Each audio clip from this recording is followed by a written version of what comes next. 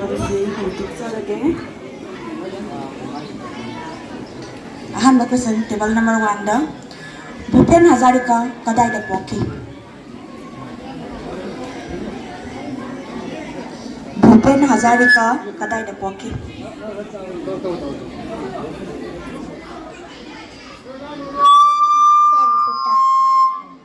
करी हरम नंग सेंफुटा लाले सादिया दा पोकी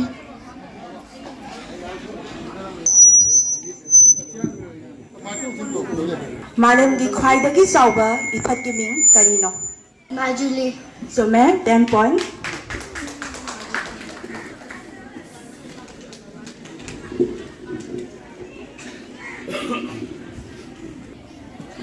Public library की दमक MLA ना लुपा कया पीनी है ना लौटोक लमी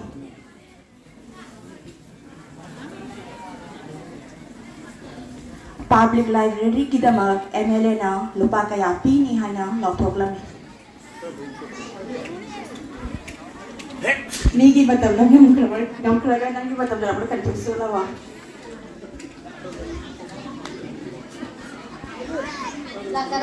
so मैं 10 points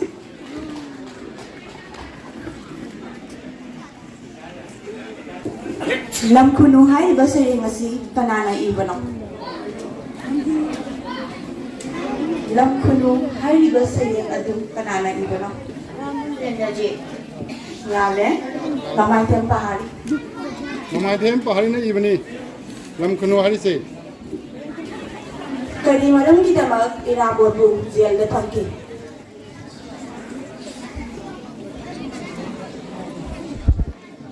करी मरम की दमक इलाहाबाद जेल का थमकी सुमे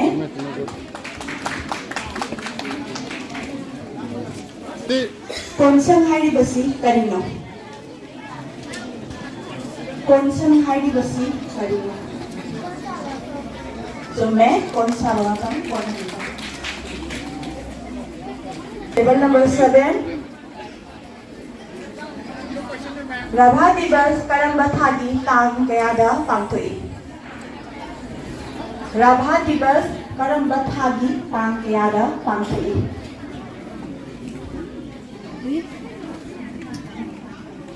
Tinggi tangkun matoida Sume 10 points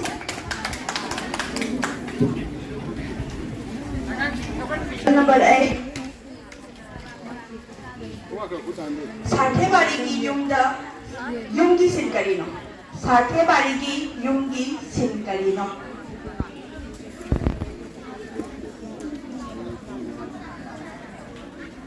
Yungi sin kam. Kaun hai kan toy na? Nale. Table number 9. Sathe bari hai duga kaun hai ro? Mohe kaun hai ro? Prem na kari ling bano.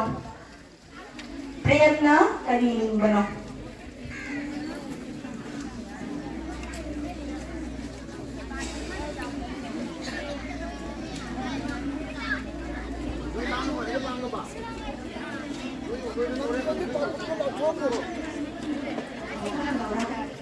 Prerna kari ling bano.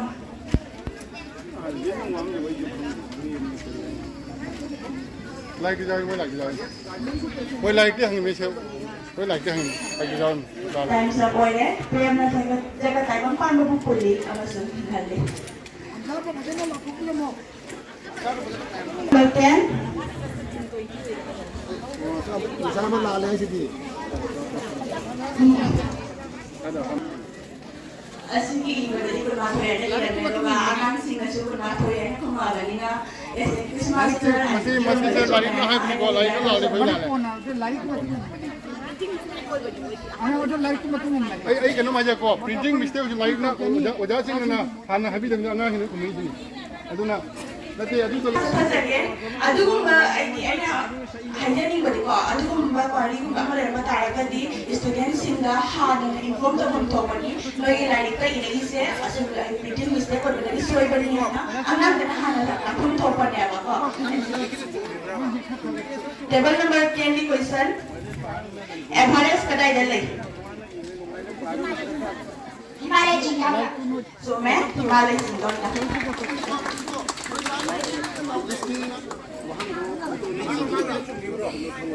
Table number 11. Kamjai ki lai gi ming kari kawi. Kamjai ki lai gi ming kari kawi. Table number 10 hai jo hai ko tham ma su. Tham ma tham se. Table number 11. Kamjai ki lai gi ming kari kawi.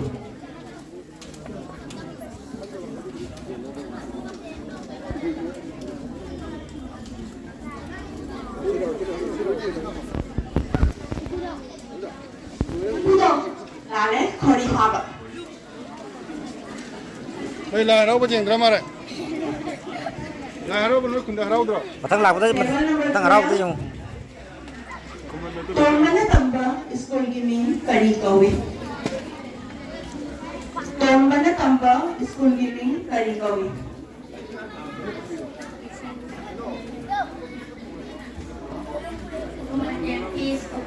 Khuman LP school. Lale Kolengkhuni LP school.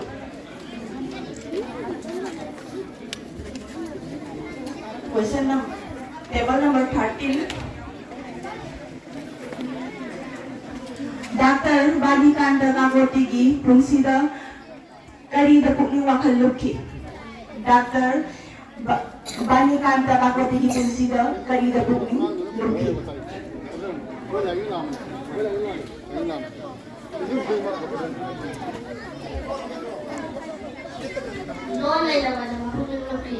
So मैं 10 point.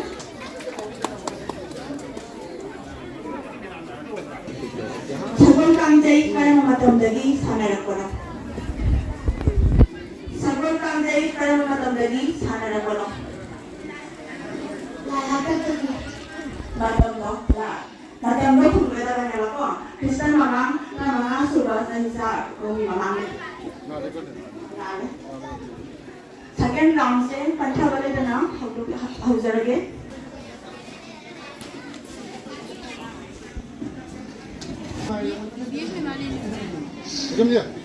सूरज की मपोंग नुमित करम्बन नुमित तनो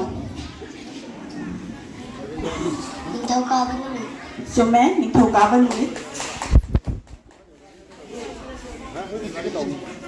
इभेस ने लाकदा बनी सोइदना मणिपुरी गिदे ओइना लखत खरे इभेस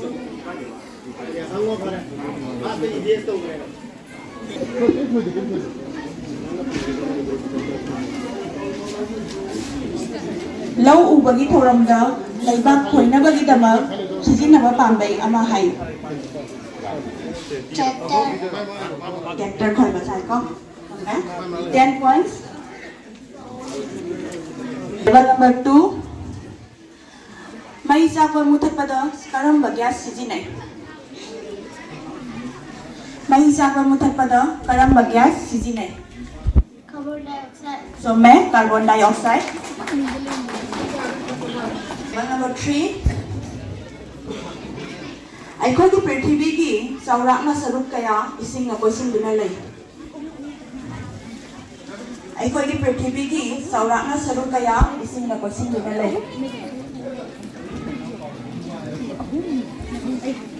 Jada sarung mariyo. So मैं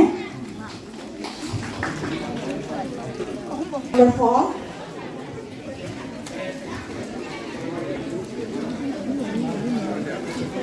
पुखरी की अकोइबगी फिबमदा चिंजाक पुथोकपा कांगबु अमखकी Ming हायो. पुखरी की अकोइबगी फिबमदा चिंजाक पुथोकपा कांगबु अमखकी Ming हायो.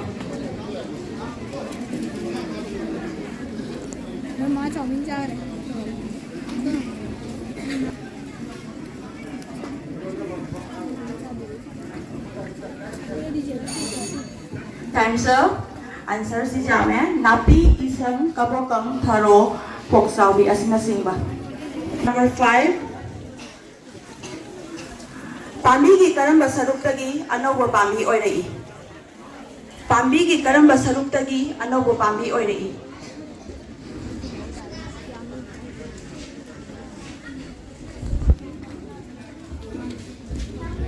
Maka halate ko.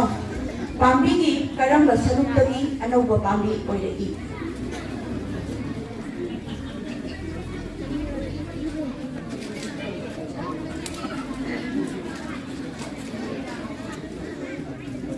Time's up oire, uhaigi marudagi.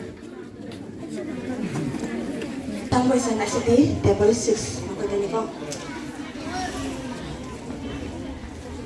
Mawang amasung matau matung ina pangbibu ekhoina bakal mari thokna khaidoi amana napi ani subana habung ahum subana uri haibadi mari jatti mari suba makal dugi ning hayo. Amuga halaga ko. Mawang amasung matau matung ina pangbibu ekhoina bakal mari thokna khaidoi amana napi ani subana habung ahum subana uri haibadi mari jatti mari suba makal dugi maming hayo.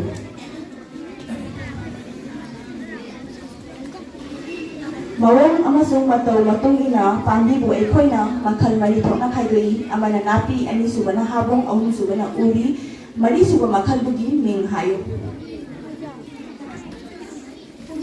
Sume uja.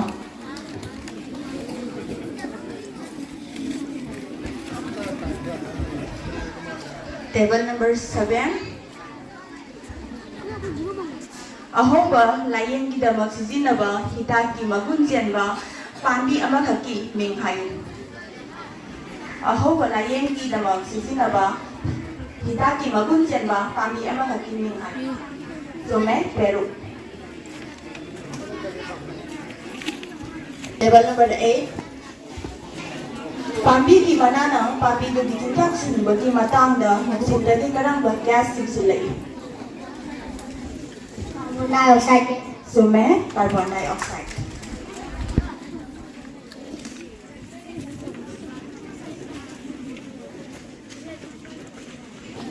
Manamasin uhay-wahay asinasingba matamprina soy ngamdana thamnaba agagnaba maysa amada inghanduna thami amas asumna inghanduna thamba yaba thangjaw adubu karino. Manamasin uhay-wahay asinasingba matamprina soy ngamdana thamnaba agagnaba maysa amada inghanduna thami asumna inghanduna thamba yaba thangjaw adubu karino.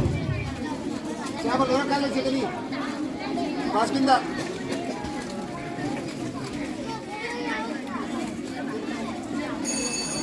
Time's up. Aying was hangin na chorus. Thongnang magsuna zaba haibadi pambi amasung sasingi mathangda tamjaba jiba amakaki minghayo. Thongnang magsuna zaba. Noi maningon na cancer naraway ate ko. Thongnang magsuna zaba haibadi pambi amasung sasingi mathangda tamjaba jiba amakaki minghayo. Niyala. Sume, niwag.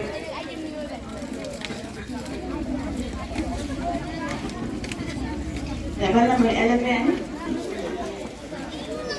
Mosilaba amasung mahigmatay yaway ising thaguraga poklagba anaba amakaki minghayo.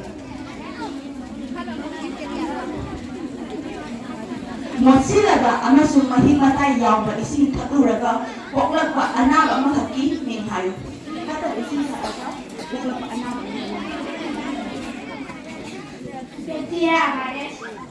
Bacteria di mahigne. Pagkuna, kolera, typhoid, serta kukya naba sisi.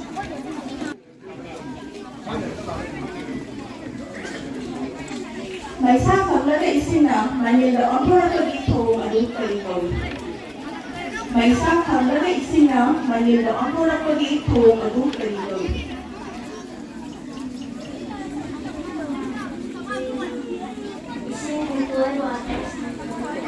Lale, Manil kaban na talaga, Manil on lang.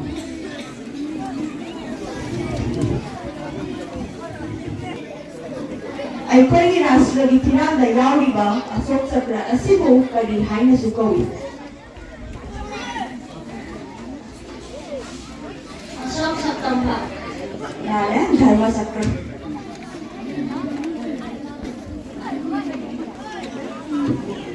Pau makalgi mahal marong amakaki minghay. Pau makalgi mahal marong amakaki minghay. Anjit, sume, anjit. Ngay gần như làm sao đó nông bò. Table number 1. Assamda Laibaki Sinfamgidamag Maming Zatpa Mapam Amagi Minghayo. Assamda Laibaki Sinfamgidamag Maming Zatpa Mapam Amagi Maminghayo.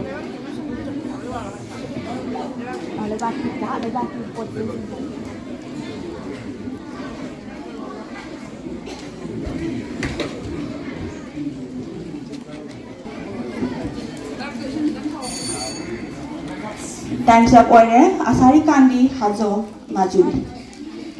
Table number 2. Traffic light ki karamba majuna zat naba thaurang tauna bakhangali. Traffic light ki karamba majuna zat naba thaurang tauna bakhangali.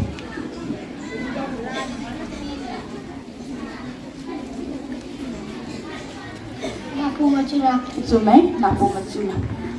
Koi waria. Sasida. Table number 3. Uhai kharagi maru amatamak oy, uhai kharagina mayam oy. Maru amatang yawa uhai amagi minghayo. Uhai amata maru amakatang yawa uhai amagi maminghayo. Maru amata yaubadi hainau ni maru mayam yaubadi komlani. Amuk ani ka kumdalay ni hainaw suma. Aying asagi pau piba loisang na nungsit ki payon o naba sisinaba kulay adu karikaw. Aying asagi pau piba loisang na nungsit ki mayon o naba sisinaba kulay adu miming karikaw. Suma, bring your van, bring your socks to high pa. Number 5. Nang naputok ko raw. Kaya lagi onam haraw kumay matamda ay koy na karamba zagoy say. Kaya lagi onam haraw kumay matamda ay koy na karamba zagoy say.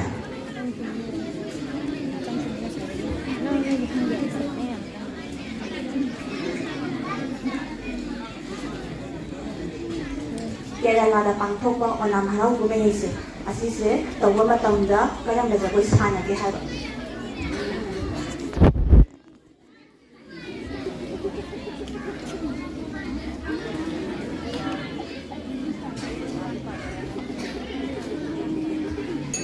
Times of order, paukumdi, kaiko trikali.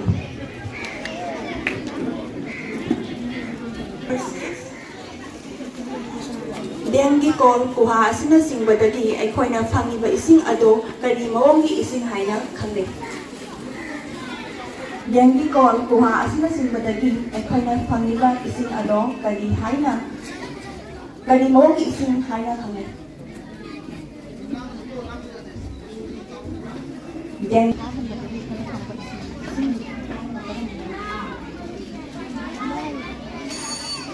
Times of order, layron ng ising naglaga, layron ng ising kaliko. Pamigi, karamba saruptagi, mahay naglaga uhay ure. Pamigi, karamba saruptagi, mahay naglaga uhay ure.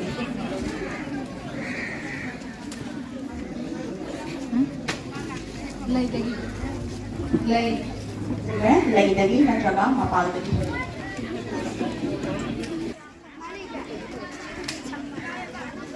Umanggilan si Thongnang Lampak Lakhipur amana upalwapa ini sebagai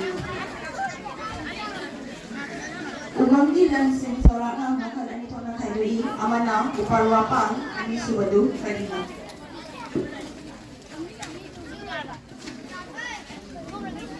Jiwasin. Sebenarnya sama dengan jiwasin hasil saya.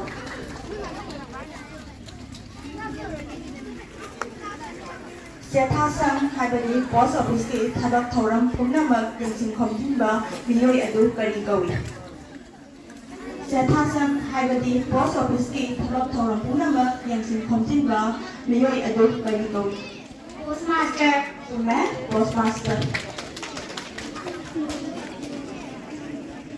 Karang baharau kumai basanta ripuda pangpu ihaina basanta usop haina sukale. Kadang baharau kumai basanta itu datang tu ihana basanta usap hanya sukame.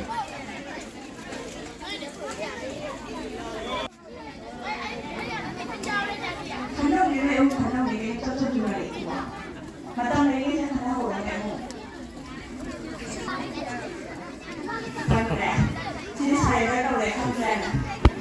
Paukung, Holi Nasaga, Pakua.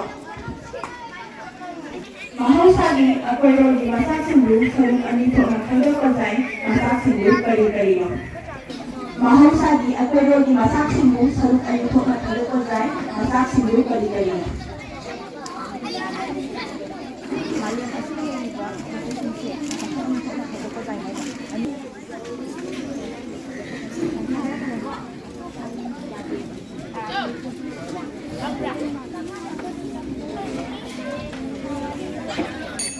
Time sa kwene, Thawai Panda Machak, amasung Thawai Panda Machak. Kaya Mahosagi, Akoiroli, Thawai Panda Machak, amadi Ming Hayo. Mahosagi, Akoiroli, Thawai Panda Machak, amadi Ming Hayo. Sume, Upandi Ziba, Ujek, Yamadaka.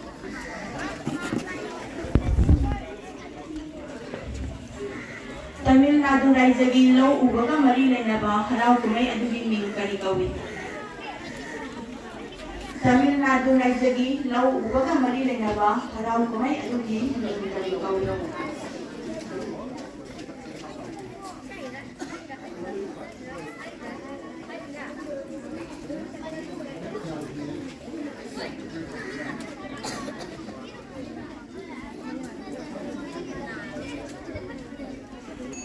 Time sa kwene, Pongal.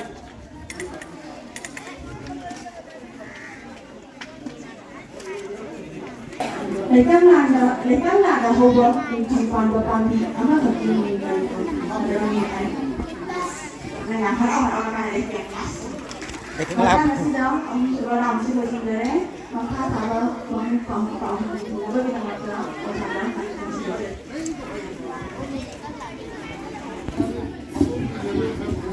Numit tarenina chayol lama oirabadi numit kundra mangani da chayol kaya leibage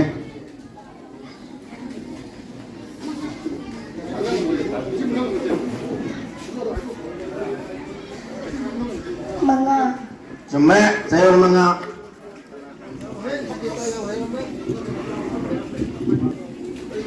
Table number 2 rickshaw amada Jamlai bani rickshaw amada chaka ahum pale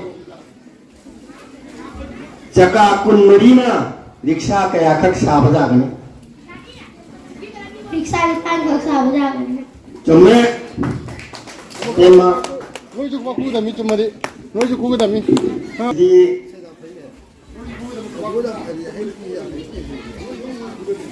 lising mangaga chamapan ga marfumapan dagi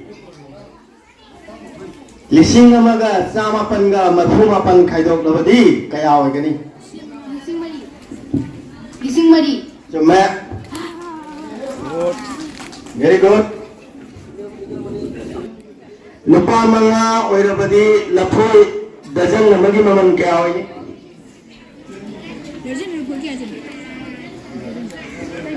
Repeat em tan bil. lapoi amagi maman lupa manga jadi lapoi dozen namagi maman kaya oigani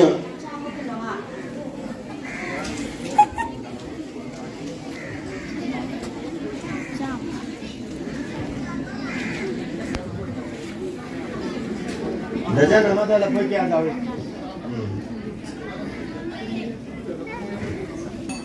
Lale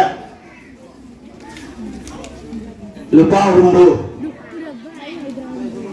nah itu manga humbu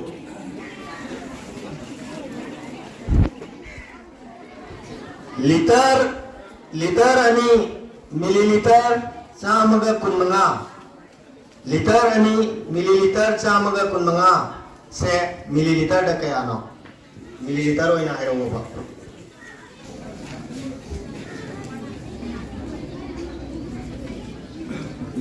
liter ani ga mililiter sam kun manga ado mililiter dairo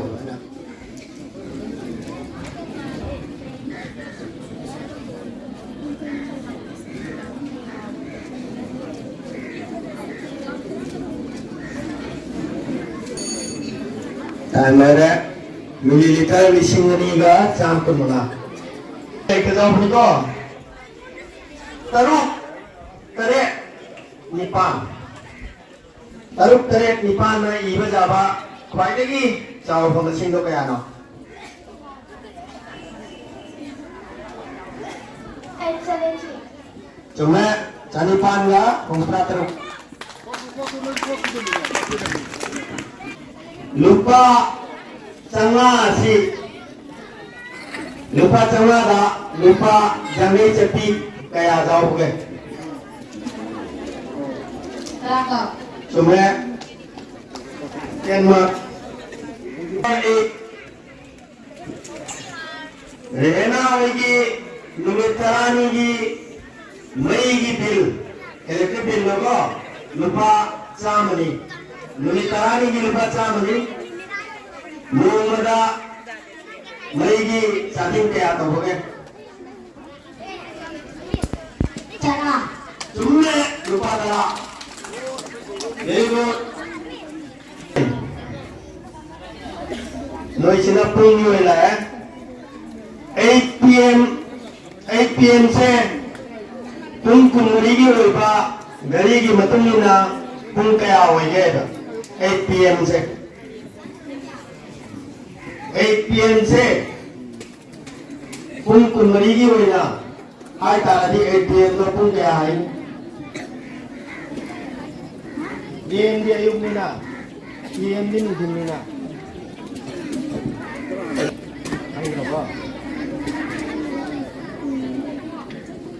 Noi lại tự do đi.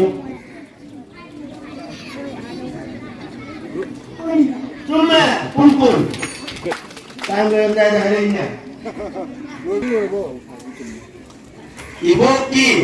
Iboki sahi, tebel meten, iboki sahi, pemutara nipan sure, pemutara nipan.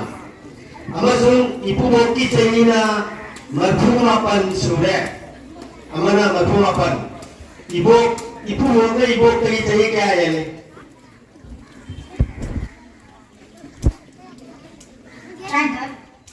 Balik. Matu mapan kau muka ni pangga. Kalau second lak ri.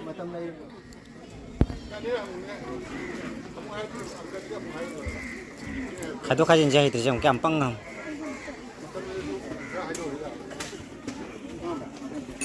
Nale, ini tamat boy. Ayo kau ini ke sini lagi nak. Noi yang lain kau panggil, mas ada numit kaya di lagi.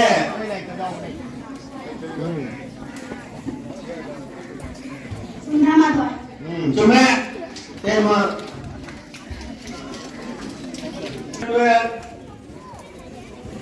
Asyik nanti, noi lagi kau ni. Tarani pangi utpadok sindo matang sina ayo tarani pangi utpadok ay di kanina puli na bagi macan puli na laga tarani pangi puli beda toko macan na yam do kali puli laga tuh yam do pura to ayo halo singgang ko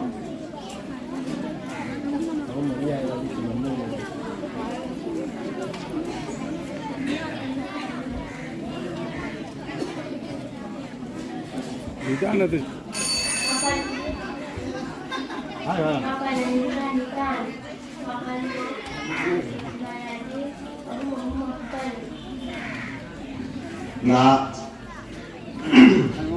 Lale time waktu le. Masih ama ani ahum taru mapan traipan hai dah.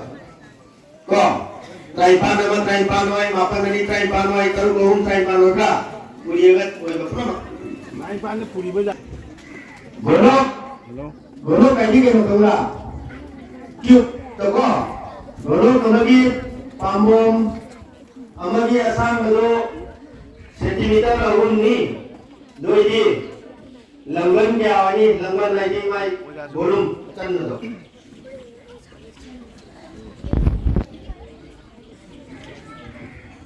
Cube. Lalu malu tu kami na, kyo.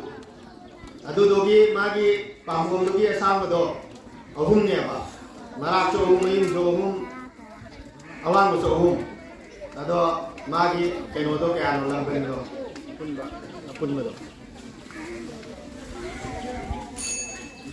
Dore, kuntret.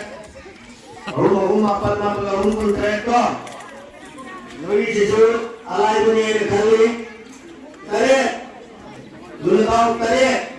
Manga. Sino. Nipan. Rogra. Tret. Manga. Sino. Nipan. Iba jaba. Kain ni atau mau mesin do. Ayo.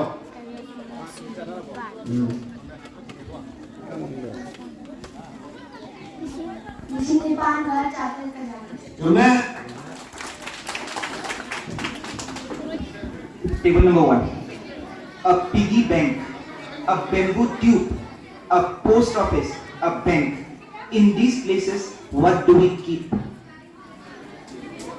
Piggy bank, bamboo tube, post office, amadi bank. Haiba mafam siga apoy kari porsak me. Money. Correct, money. We compare and we say as black as coal. What is as brave as? Apoy na changdam na raga apoy hai. Koilamuk muba. Karimuk thaunak hawa hai. English sir. As brave as a. Tiger. Correct, tiger.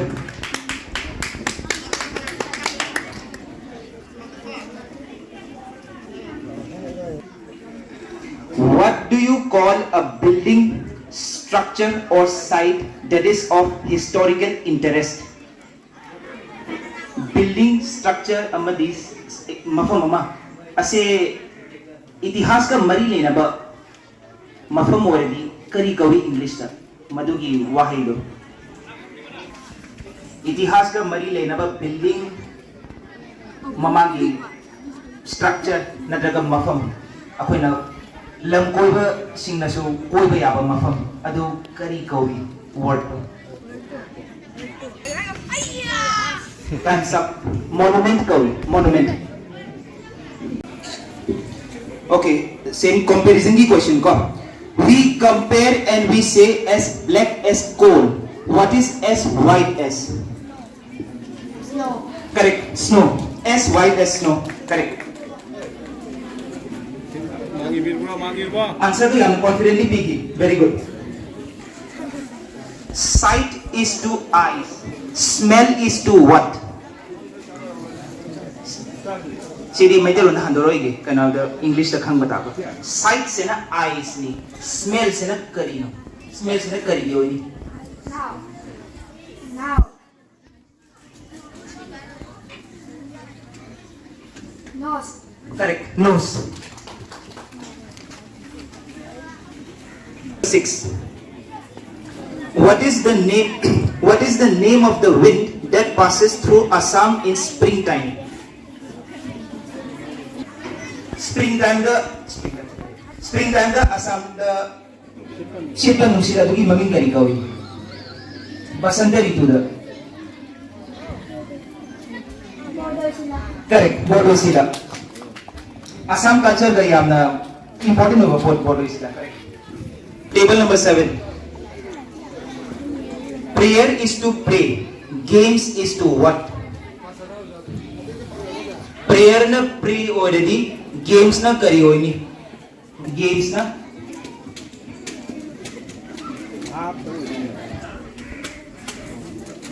Prayer se apoy na pray already. Games se apoy kari hoy.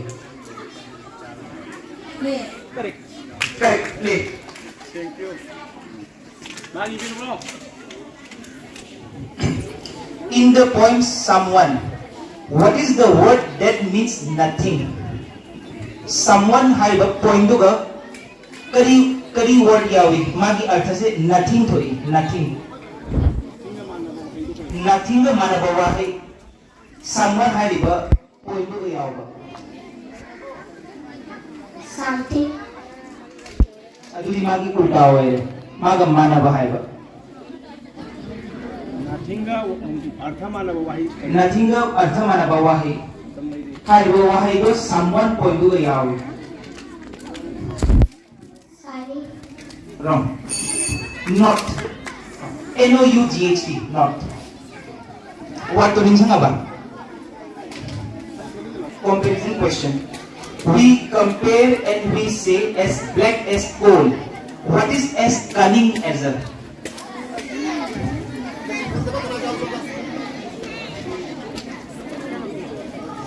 Fox. Correct. Fox. Another confident answer. Very good. Table number 10. Who wrote the poem Frogs at School? Frogs at School poem Karala E. George Cooper. Correct. George Cooper. Table number 11. What is the name of the royal palace at Gargaon? Gargaon the neighbor Nito Unum Mehelbugi Mamingari Koi. Royal Palace Nito Unum Mamingari Koi. Gargaon the neighbor. Assam ki Gargaon the. Nogi chapter madhe yawan.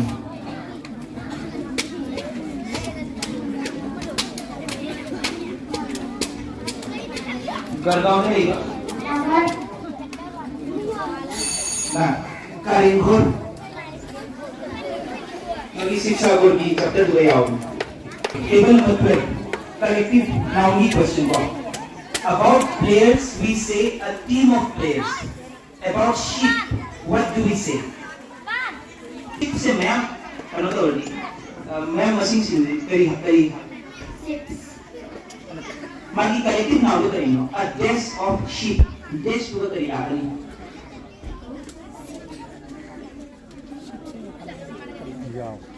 Yao sheep. Yao ma'am mama already do kari hai. 산 창구 하이레나 야옥 창구제 인기서 그냥 하게 되거든. Time up. Flock. A flock of sheep. Correct. Technical question I got. A keyboard is to type. A printer is to keyboard na koi type tawre. Printer na koi kari tawre. Keyboard computer keyboard ki na type. Printer ki na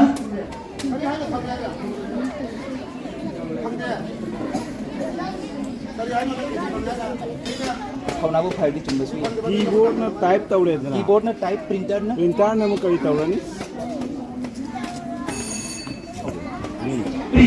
print keyboard na type printer na print isam collective question go about players we say a team of players about elephants what do we say a team of players elephant samu mayama oirgana apne kari hai a dash of elephants dash ho kari aapne सामू में हम अपन message English कराएंगे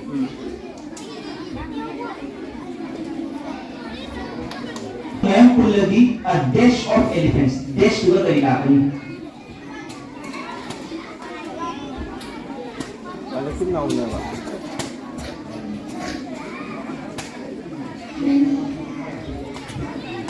a herd of elephants what herd H-E-R-D table 1 की हो रही Awang nongpoki tawang haiba mafam ase I pauda yamna lai tawang haiba tawang ase karamba rajyada laibana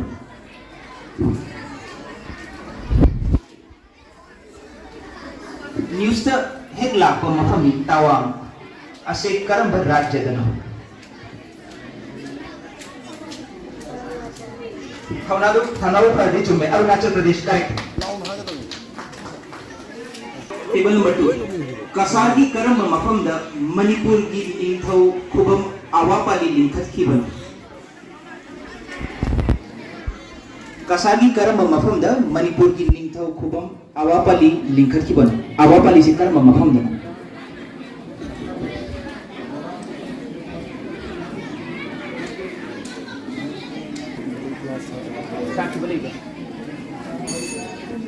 Kamrangada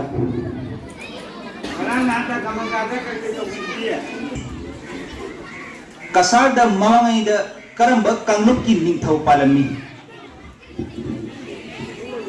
Cachar da palaban ningtho adugi ningtho singdugi maming kari kawi. Kanglup to.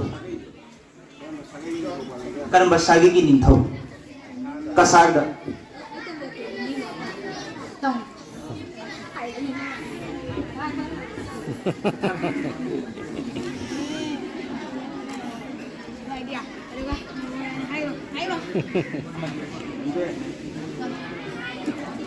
Cachari ningtho.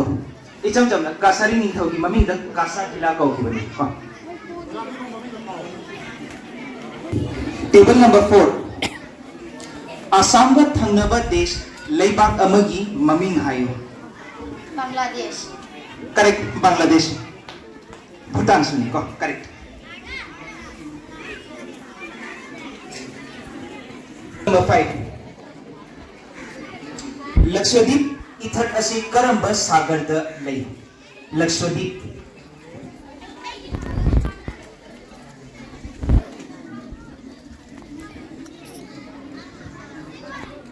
Bharat की मरु इथत अमन लक्षद्वीप लक्षद्वीप इथत से करम्बा सागर दल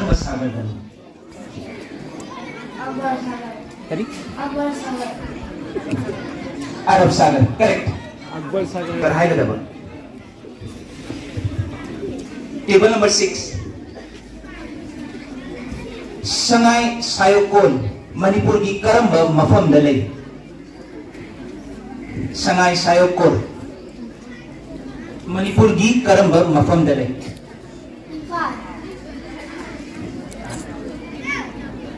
Iti mangkal ka. Ini Lakhipur ni to len la kain mai hai di. Nah, Moirang da. Kom. Table number 7. Muna tasi ko.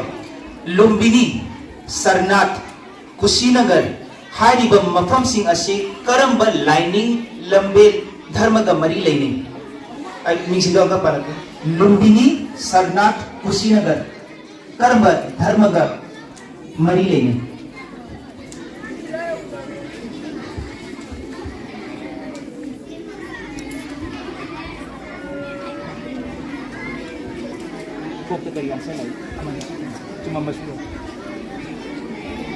Lumbini, Sarnath, Kushinagar.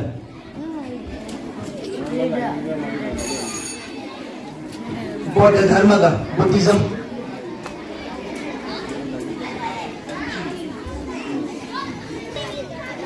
Bharat की आहार व नुपी president की mummy करी कौड़ी भारत के बाद आहार व नुपी प्रेसिडेंट का नाम राष्ट्रपति आहार व नुपी का नाम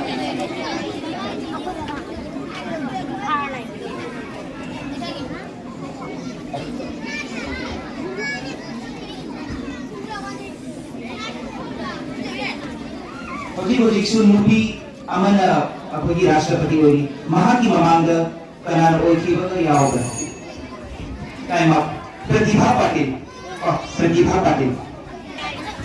टेबल नंबर 9 स्मार्टफोन साबा अफावो कंपनी सैमसंग मम्मी तारेना सैमसंग कंपनी से कर्म लेबाकी स्मार्टफोन साबा कंपनी सैमसंग कर्म लेबाकी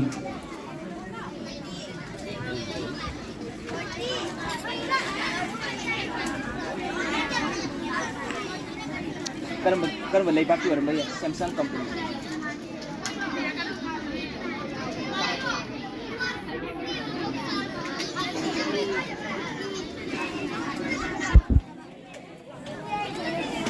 ini na Japan da France da asu da kai answer South Korea मैं कोरियन से करा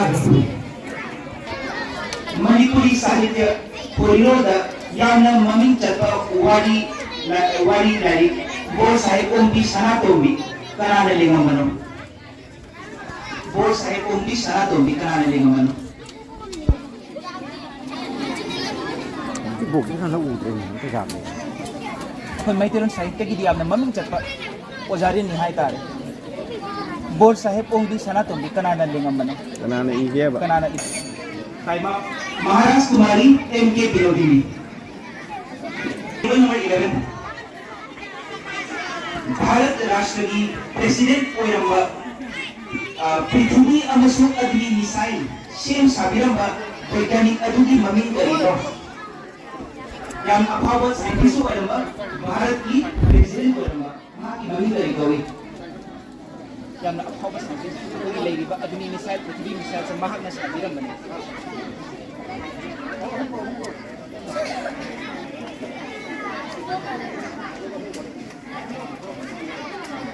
왕기는 그전에 간 거야. Bharat ki aphawa scientist na president Oiramba news na su yam nam siraba President jo oirami ma apawa scientist jo oirami. APJ Abdul Kalam ni maming taraba APJ Abdul Kalam Nausena I Indian Navy di formation na siya pa uniform ki machu karino Ising lani ji. uniform ki machu karino Machu.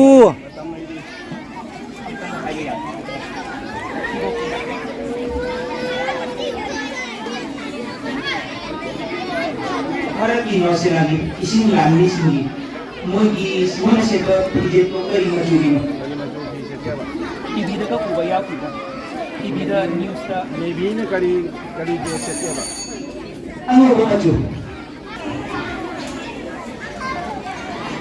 table number 13 watching thagi kaya sugar nungai jingga payakta ire kumanglai narangro babagi irak thoron pangkoki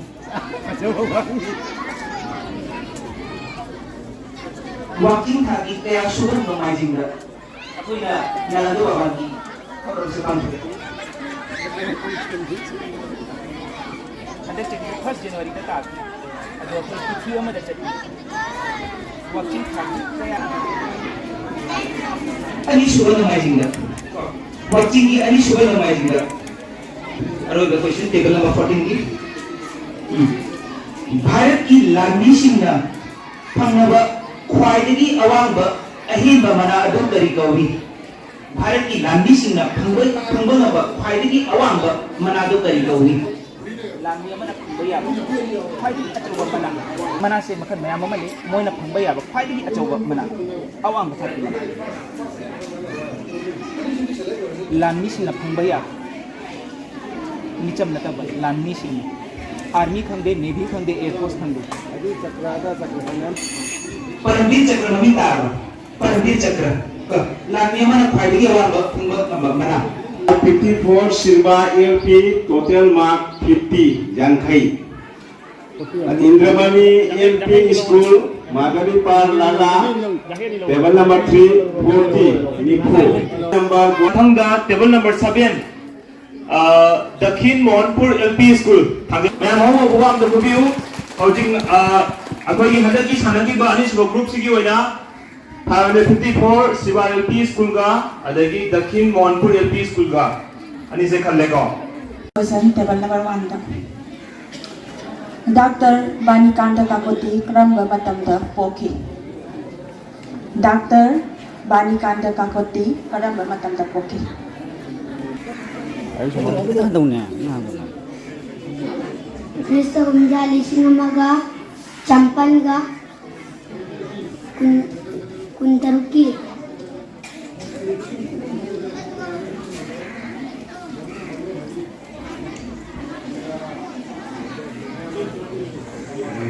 Pass Lale Krista kum lisingamaga zanipan marhutra marida uduniko Ani sibo question je table number 2 ki damakani ko lam khununa karamba upala tongduna khongbage lam khununa karamba upala tongduna khongbage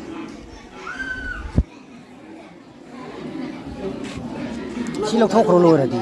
Camera jam disturb hoy.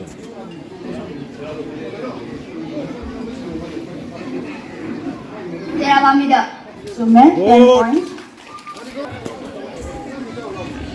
table number 3 karamba singjawna ilaipaki panngakpagi karamba Himala jingjana so man 10 points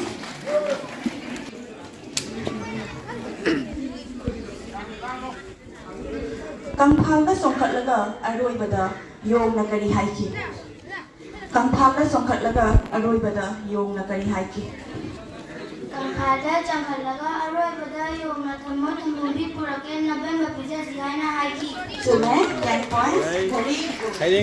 Number 5. Lausana kaithelda port yolinida kana thengnaki.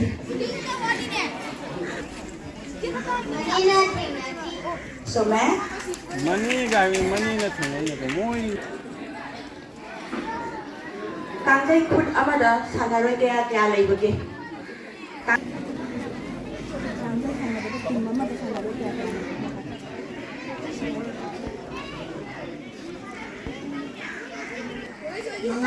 Lale, tare leko.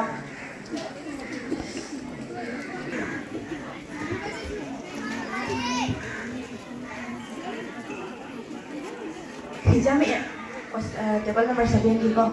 Hijami rabot ki mongpham kadai dal leibage. Mulai lagi tango kundalai. Very good. So math 10 points. Number 8. Ningthau sanongba karamba thoram hinabage. So math sadan bai thoram hinai. Ramzan Kumi.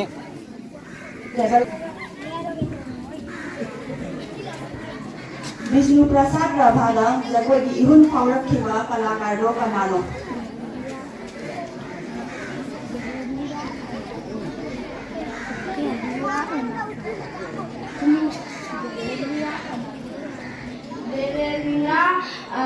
Ana Perobo. So math Verona Anna Perobo.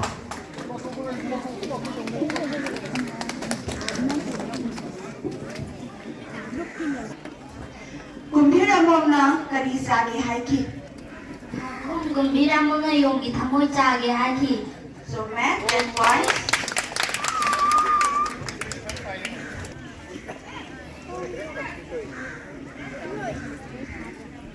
Twisel tangkhul singna kangla nandarakpagi maram kari maram haisi.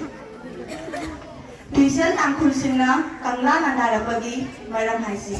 Maram tu kari no. So math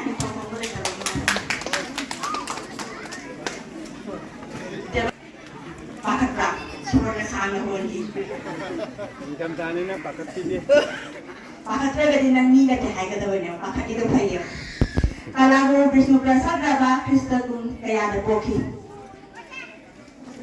Kalago Vishnu Prasad Raba Krista gun kaya da poki.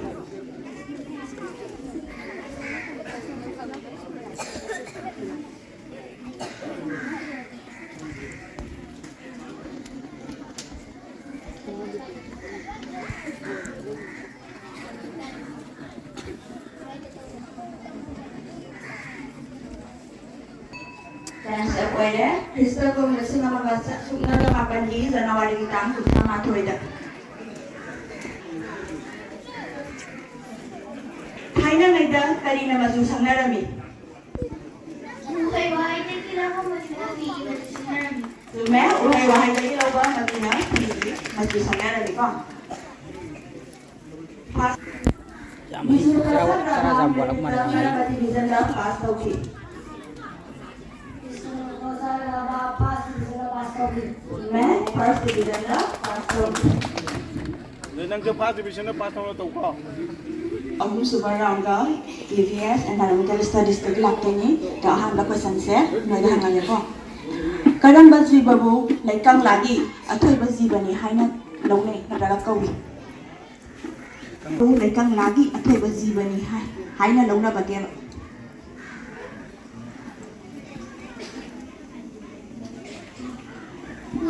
good Good. So mẹ nhằm phải dẫn đến lòng là không thể đấy. ꯑꯩꯈꯣꯏꯒꯤ ꯔꯥꯁꯇ꯭ꯔꯒꯤ ꯐꯤꯔꯥꯜꯒꯤ ꯃꯈꯥꯒꯤ ꯑꯁꯪꯕ ꯃꯆꯨ ꯑꯁꯤ ꯀꯔꯤꯒꯤ ꯈꯨꯗꯝꯅꯣ?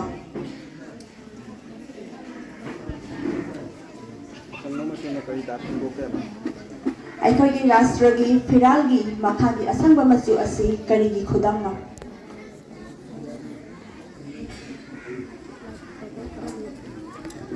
Lehau laiba amasung lebak phagi khudamni. Chume chawkhapa amasung laibak phagi khudamni. Number 3 ready lairo. Very good. Mahausagi akoirolgi thawai pandaba masak amagi ming hayo. Mahausagi akoirolgi thawai pandaba masak amagi ming hayo. Thawai pandaba. Ising. Chume ising. Upalwapal manamasing amasung uhai-wahaygi hundoklaba saruksing komda numit khara thadaduna thamlabadi aikhoina kari mawonggi sar semba jai. Upalwapal manamasing amasung uhai-wahaygi hundoklaba saruksing komda numit khara thadaduna thamlabadi aikhoina kari mawonggi sar semba jai. Babansar. Babansar. Lale pasansa. 5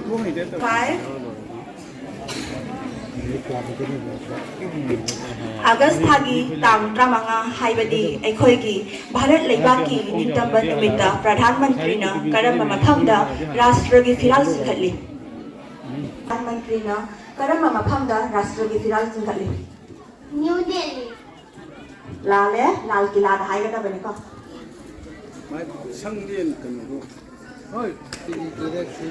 Janagana mana isai asi aikhoigi rashtragi isai oina sakhambagi ayaba karamba tarikda piki. Janagana mana isai asi aikhoigi rashtragi isai oina sakhambagi ayaba karamba tarikda piki. Ayaba oina loksangi basini mete sinnerani.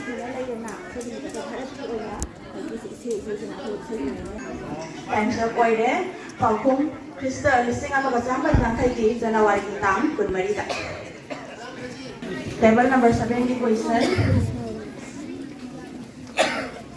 Bohag bihu asi numit kaya ni pangthok ni. Bohag bihu asi numit kaya ni pangthok ni.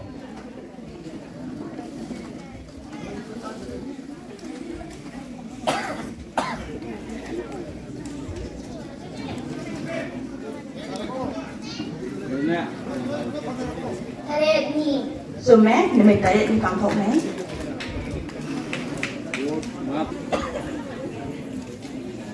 Table number 80 question. Maray ki matin na tingkang phadna saba jiba ama kakiming hayo. Pakum Hangoy. Sume 10 points. Table number 90 question. Nga saba ujian ama kakiming hayo. Marathi. Sume Marathi.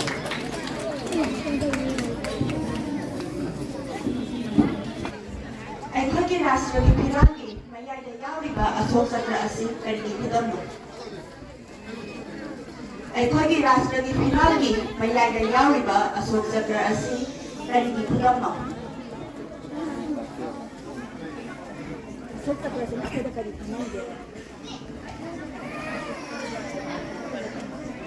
Aku left na sienba isya khudamni ko. 11 question Meru lamdamda barak marata laiba paiba lamdaba ujiat adugi ming kari kawi. Penguin. Sume penguin. Points. Table number 12 ki question How thokong mahi marong ama bagi ming hai. Hanggang. Sume hanggang.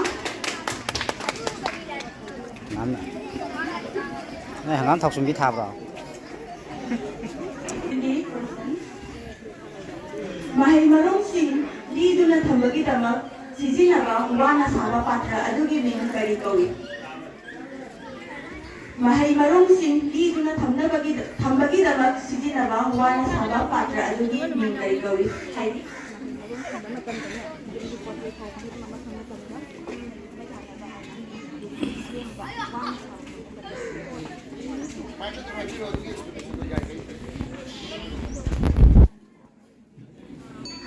Thanks up oire ningai. Ningai ga. มีมาช้ากันเลยยังไงมาในการทำงานหรอก นี่นะครับบ้านก็ปลูกปลาก็เนี่ยเขาก็มาทำได้เลยแล้วก็ชี้นะบุตร ใช้ชาดนหินเบอร์จีบอามาขังกีมิงไฮที่ชาดนหินเบอร์จีบอามาขังกีมิงไฮไก่จมแม่ไก่ยันควัน Tamjariba question Karam buning thona mapan kangjai bunda ahan basagol kangjai sanaki Tàu khomba. ning tho khomba chungge tawraga lando re question si chance pi gadra point piro tho khage pur bita bani ining apagi ning tho khomba late time limit si second kuntra khattani aduna madugi manungduda wakhan tana bagi wahang si khallaga khutong adana ba wala bigani table number 2 da thamliba question si irei papu question liba ipaki ming karino bagi ko liba lamgon irei pak si question laga ising la question laga lo madugi hari ba ko liba ipak tu liba bing si kari kawi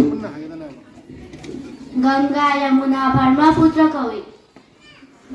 Madu Langani chance भी रखो okay अब फिर अपनी मतुंगी ना तो chance भी जो है हाई रिपर वांग सी लाली बाकुम से समुद्री पाक वगैरह बने इरे पाक को बर्सी लो पाक के मिंसी समुद्री पाक वगैरह बने थका चले नंबर 3 the तारीबक वांग से तरा खल्लगा यों ना गुम्बीर द करी हाइकी मुन्ना खल्लगा खुम्बीर न कोई सिलेबस तक लापनी हमको सब जगह तरा खल्लगा यों ना गुम्बीर द करी हाइकी Moi ta ko min lau ru ya ki. Amlo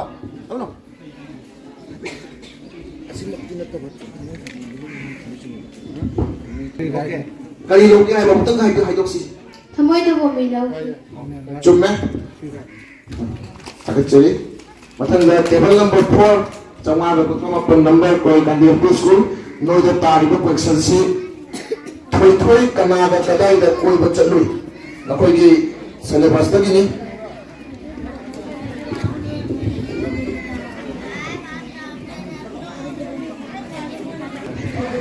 Jadi kagak sada ko ru chalo. chùm mình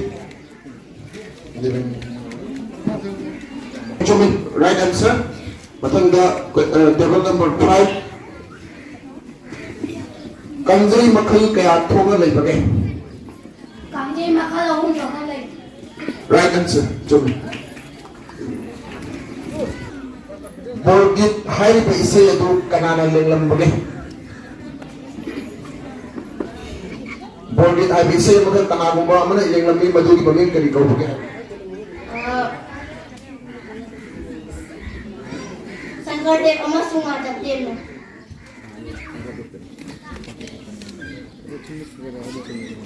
Okay, sangkar dia viral ni wang si cumena koina sinjalan jere benda lobi rohana tapi right answer wata iba wang si brahmaputra mapan da leiba achauba sahara ni mangin hayu brahmaputra toya ni mapan da leiba achauba sahara ni city ni ki mamin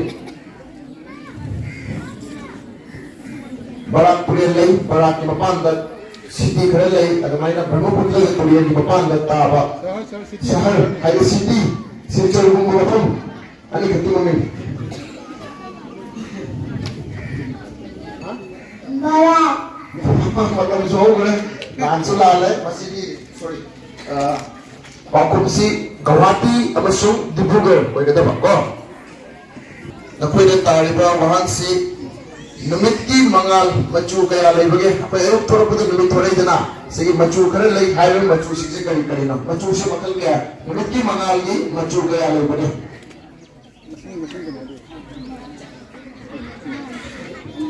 Macu kare lay numiti mangal ni. Agi masing lay macu mangal bajai ahum bajai macu tu makal kaya masing kaya. Ani. Lale numiti mangal ni macu tare.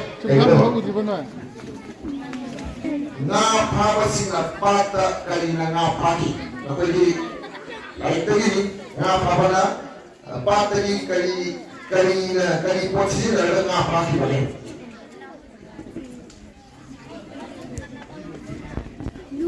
Du. Lale, inna nga pagi, inna, in korbelo. Pada tari bawa hang sina, kana da changlaga amam bukko kani.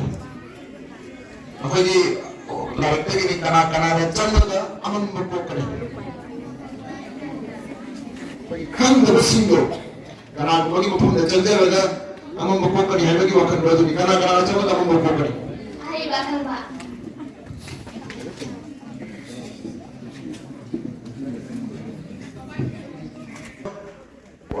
Pakumdo fazana pigdaba haibadu udichumba haiba akhangba oza lai guru mafamda changjaraga koina khangdaba singdo khangba ngam haibadi mamdana lairamba koi lawsingdi pukaido ngamni haibade bako aduna chumna haibadaba adubu pare haiba khangba haibadu sum bin tawle haiduna simbe lambiri pana takpadagi laphagi wahangu chummene koi lawjare bathagi table number 11 Iputhou Thongnang Lampak Lakhipur lamba bacalamni. Apa ini lagi? Lagi yang belum masuk lagi. Iputhou Thongnang Lampak Lakhipur karam bacahida apa hai bapam tu dah mana lamba bacalamni atau lamba bacalam bagaimana? Karam bacahida.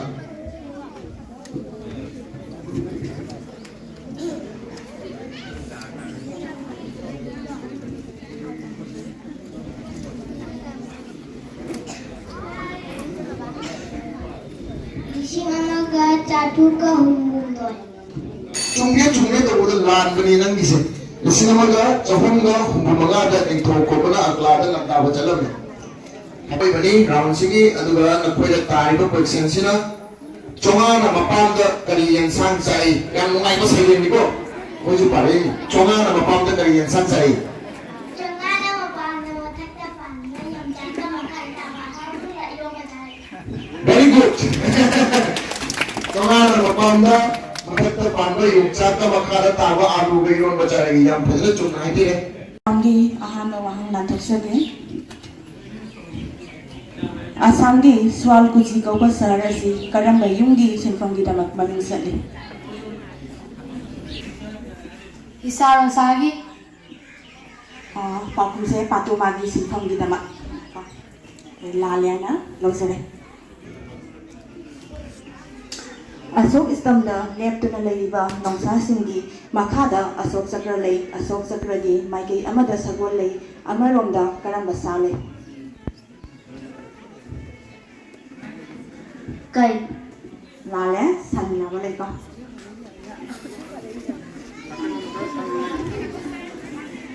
Nomor 3 question nantok saja. Baru marang hai bodi fong hanggang baru na singba zaba uzet ama kakining hai. Baru marang hai bodi fong hanggang baru na singba zaba uzet ama kakining.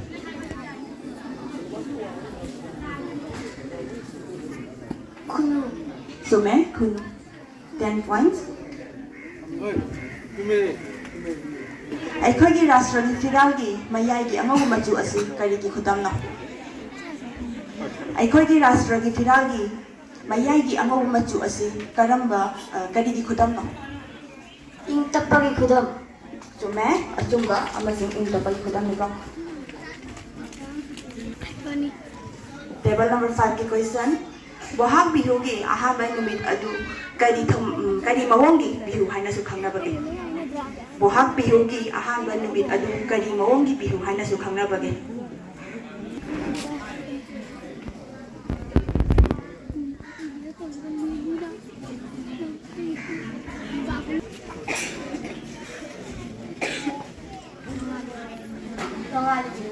Lale san bihu na taga goro bihu hainasu khangnaiko.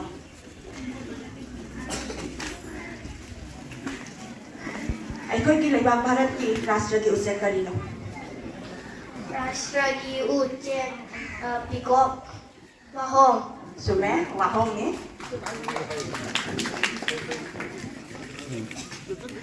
Seventy question traffic light ki karamba majuna lepnabagi thangali. Lepnabagi khudam oite haiba traffic light karamba majuna. Angang majuna. ꯆꯨꯝꯃꯦ ꯑꯉꯥꯡ ꯃꯆꯨꯅ ꯊꯪꯍꯜꯂꯤꯀꯣ.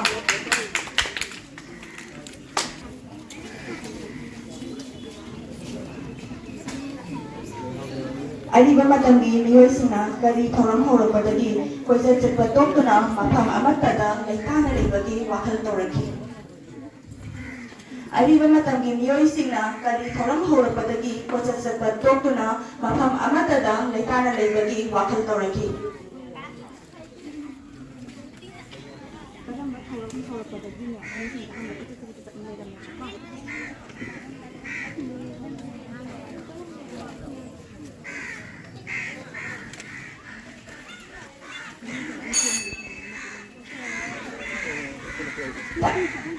ꯑꯔꯤꯕ ꯃꯇꯝꯒꯤ ꯃꯤꯑꯣꯏꯁꯤꯡꯅ ꯀꯔꯤ ꯊꯧꯔꯝ ꯍꯧꯔꯛꯄꯗꯒꯤ ꯀꯣꯏꯆꯠ ꯆꯠꯄ ꯇꯣꯛꯇꯨꯅ ꯃꯐꯝ ꯑꯃꯠꯇꯗ ꯂꯩꯇꯥꯅ ꯂꯩꯕꯒꯤ ꯋꯥꯈꯜ ꯇꯧꯔꯛꯈꯤ?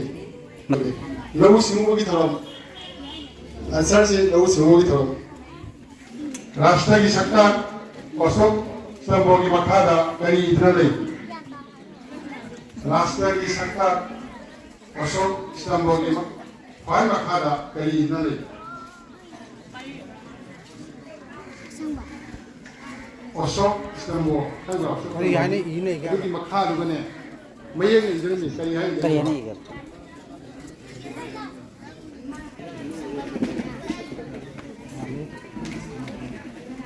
Jadi lu hutan lu. Nang kangbra lu hutan.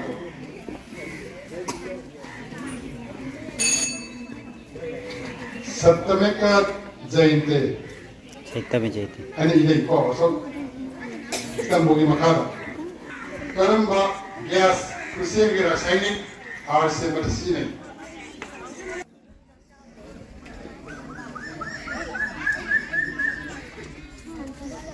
हाँ. Jadi aku menggekaran bagas bersih dengan rasainik harus bersih. Lalu, yes.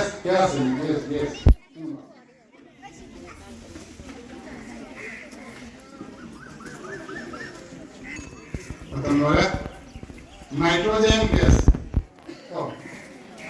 Kani ayah malu pernah kata thuksa dubai nama. Table number 11 ni question nanti saja. Kali gumba matam kuina loan juta matagi lemai asi kamsila bagaloina na mafam amada jingkai da kuna leklat jalai asi gumba aing asa asi bu kali hanya kau. Macam apa thuksa ke? Kali gumba matam amada Kali gumba matam kuina loan juta matagi lemai asi kamsila bagaloina na mafam da jingkai da kuna leklat jalai asi gumba aing asa asi bu kali hanya kau bagi. Yang tidak makan dalam tokodo.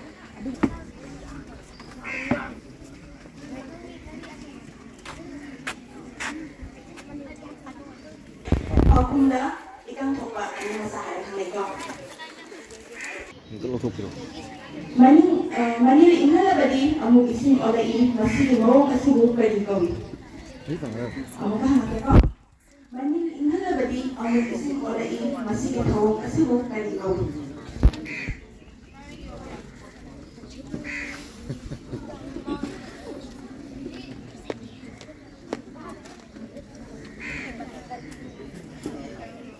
Macam apa kau? Main inhala badi orang ising oleh masih pada time of